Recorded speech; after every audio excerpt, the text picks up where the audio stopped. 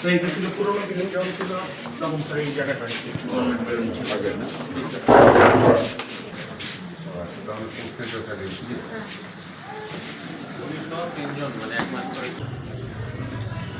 আমরা তো আউটডোরে আমাদের নিজস্ব মেডিসিনগুলো একটা রুম করে ওই room medical technology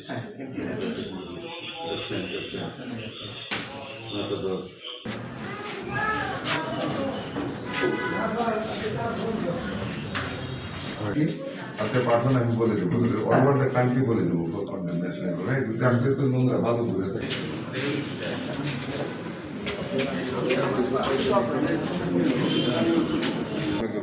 sir local authority তৎকালীন স্যার এটা আপনি দেখুন আমার দাদা ঠিক মতো দেয় নাকি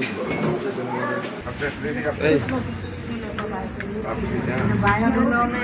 জন আর 6 জন করে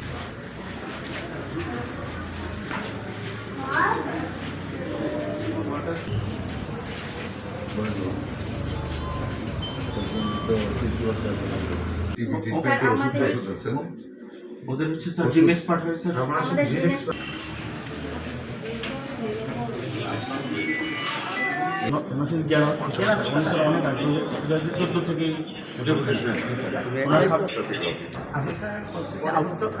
তারা অবশ্যই 9টার ভিতরে উপস্থিত থাকবে। কেন অফিস টাইম তো 8:30 দেখতেছি না স্যার পৌঁছায় আমাদের দুইটা মানে এমবিডি হওয়ার মতো সুযোগ একসাথে হয়ে গেছে। তাই না জি স্যার। আপনারা চেষ্টা করবেন নর্মাল ডে জি স্যার আমাদের অলরেডি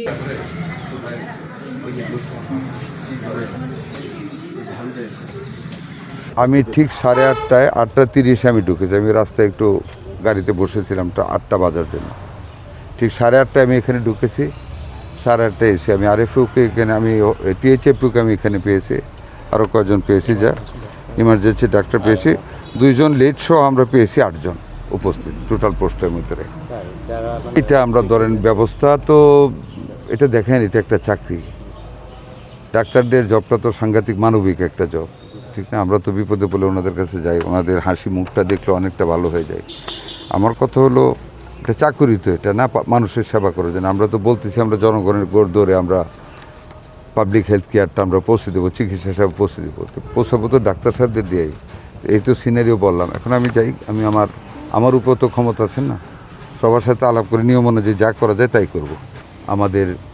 যেটা আমরা রেগুলার শুরু করেছি পরিদর্শন করা তার অংশ হিসেবে এবং ওইটার উপর ভিত্তি করে আজকে এখানে আসা দেখার জন্য সত্যিকার পরিস্থিতিটা কী যা আমরা শুনি তার থেকে কি এটা ব্যতিক্রম নাকি ওই রকমই সত্য মানুষ সেবা পাচ্ছে না এরকমই নাকি যাই হোক ওই কারণে আসলাম এখানে আসা যা পাইলাম ইটস ফ্রাস্ট্রেটিং যে একটা মাত্র 24 ঘন্টা আগে একটা রিপোর্ট হওয়ার পরেও ভাবছিলাম যে সব ডাক্তার পাবো ডিউটি বাউন্ড পাবো সবাইকে কিন্তু সেটা পাই নাই